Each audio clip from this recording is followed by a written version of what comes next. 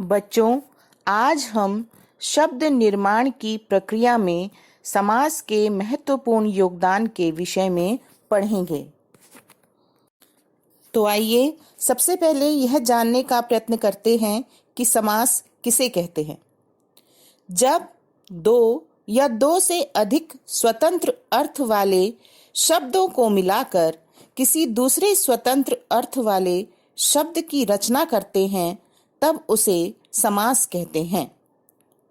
सामासिक शब्दों का प्रयोग करने से भाषा में संक्षिप्तता आती है तथा वह अधिक प्रभावशाली लगती है।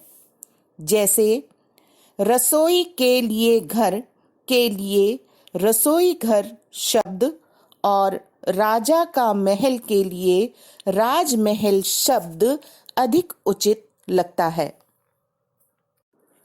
समास के अंतर्गत समस्त पद व समास विग्रह संबंधी प्रश्न पूछे जाते हैं। तो सबसे पहले हम यह जानने का प्रयास करते हैं कि समस्त पद किसे कहते हैं।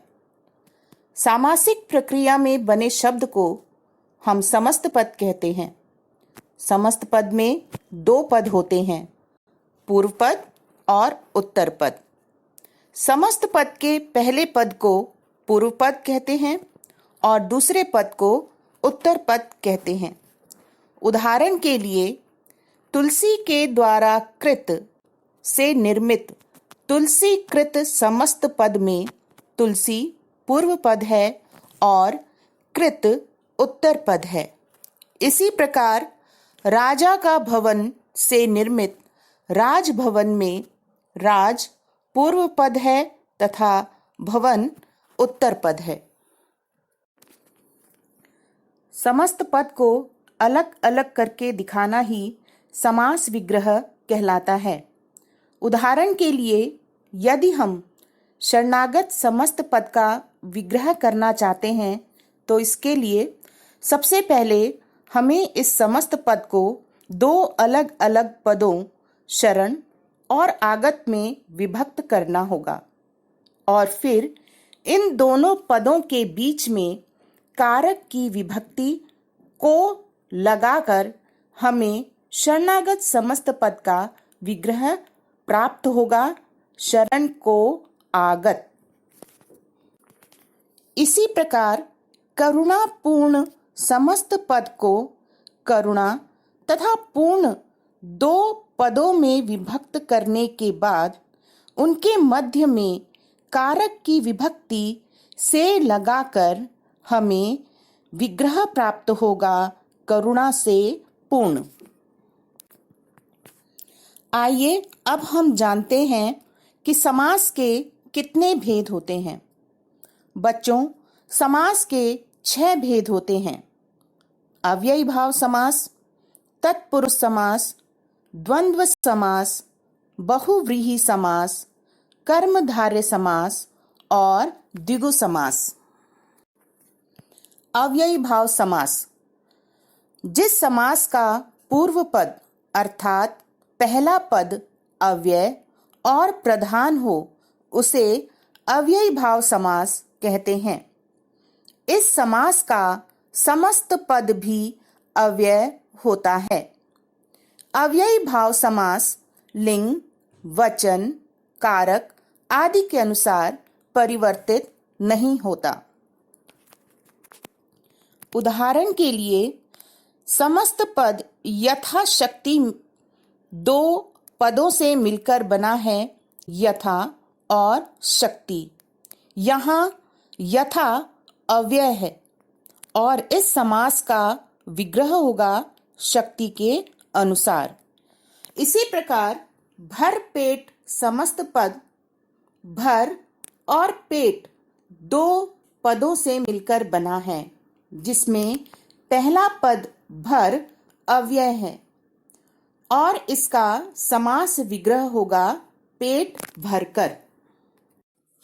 जिस समास में कारकों की विभक्ति का लोप हो जाता है उसे तत्पुरुष समास कहते हैं। तत्पुरुष समास में उत्तर पद अर्थात दूसरा पद प्रधान होता है। कारक की विभक्तियों के आधार पर तत्पुरुष समास के 6 भेद होते हैं।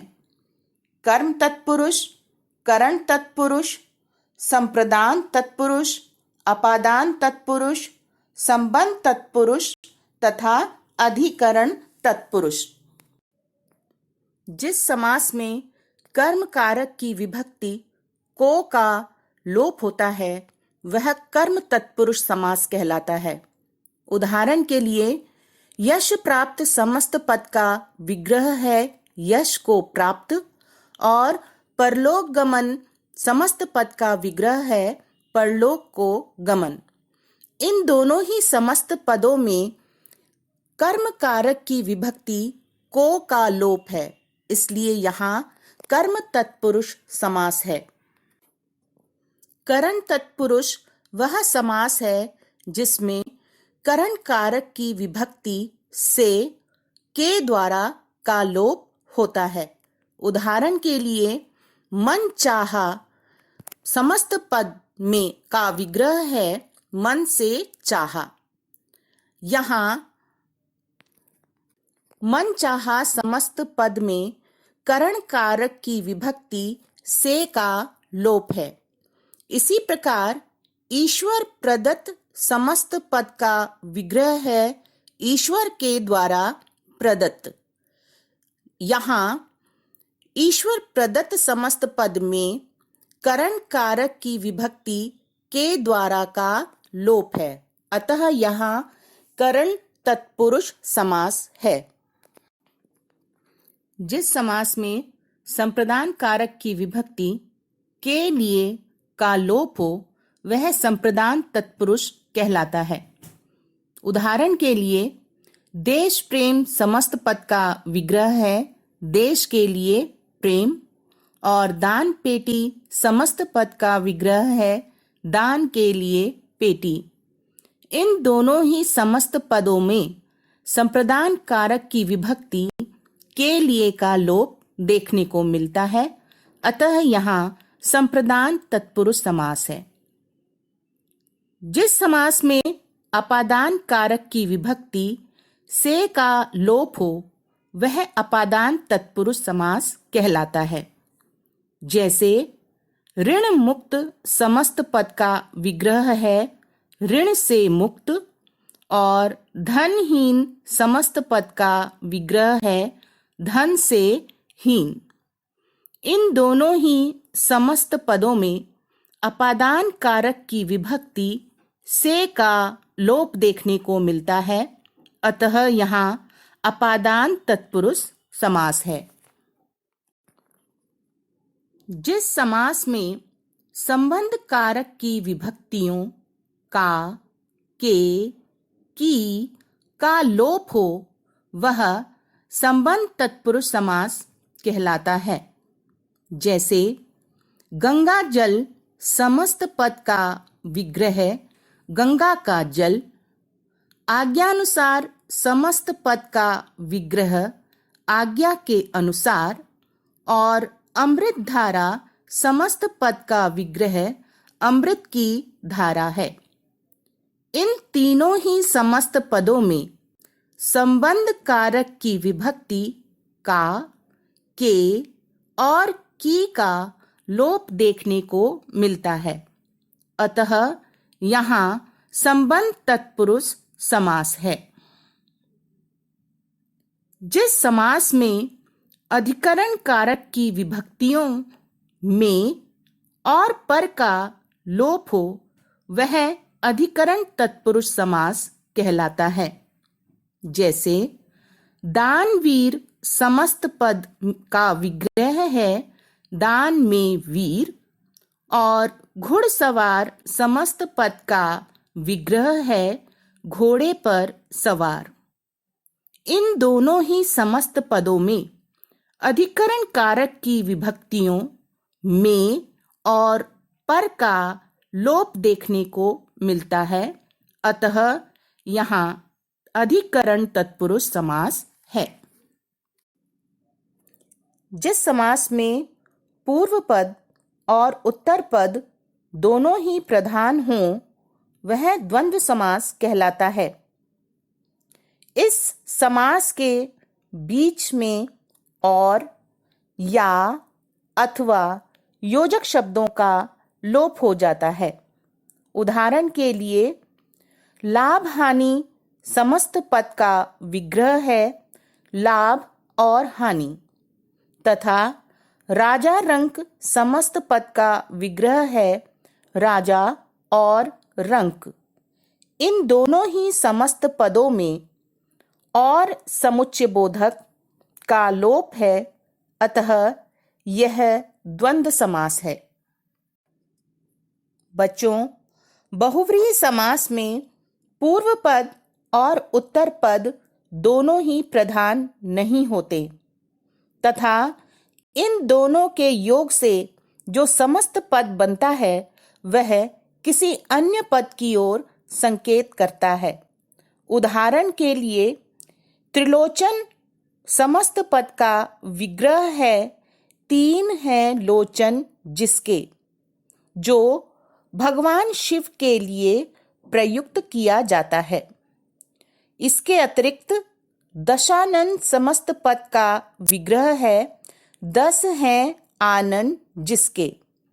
दशानन समस्त पद केवल रावण के लिए प्रयुक्त किया जाता है, अतः यहाँ बहुव्रीहि समास है। जिस समास में एक पद विशेषण और दूसरा विशेष्य, अथवा एक पद उपमेय तथा दूसरा पद उपमान हो, वह कर्मधारय समास कहलाता है। जैसे नीलकंठ समस्त पद का विग्रह है नीला है जो कंठ। इस समस्त पद में पहला पद नीला विशेषण है तथा दूसरा पद कंठ विशेष्य है। इसका दूसरा उदाहरण देखिए, लौह पुरुष समस्त पद का विग्रह है लोहे के समान पुरुष। इस समस्त पद का पहला पद है लोहा जो कि उपमान है, और दूसरा पद है पुरुष जो कि उपमेय है, अतः यहाँ कर्मधारय समास है। जिस समास का पूर्व पद संख्यावाचक विशेषण हो वह द्विगु समास कहलाता है। उदाहरण के लिए, एक दंत समस्त पद का विग्रह है एक दांत वाला। यहाँ पूर्व पद एक, उत्तर पद दांत की संख्या का बोध करा रहा है, अतः यहाँ द्विगु समास है। इसी प्रकार चौराहा समस्त पद का विग्रह है चार राहों का समाहार। यहाँ पूर्व पद चार, उत्तर पद राहों की संख्या का बोध करा रहा है, अतः यह एक द्विगु समास है।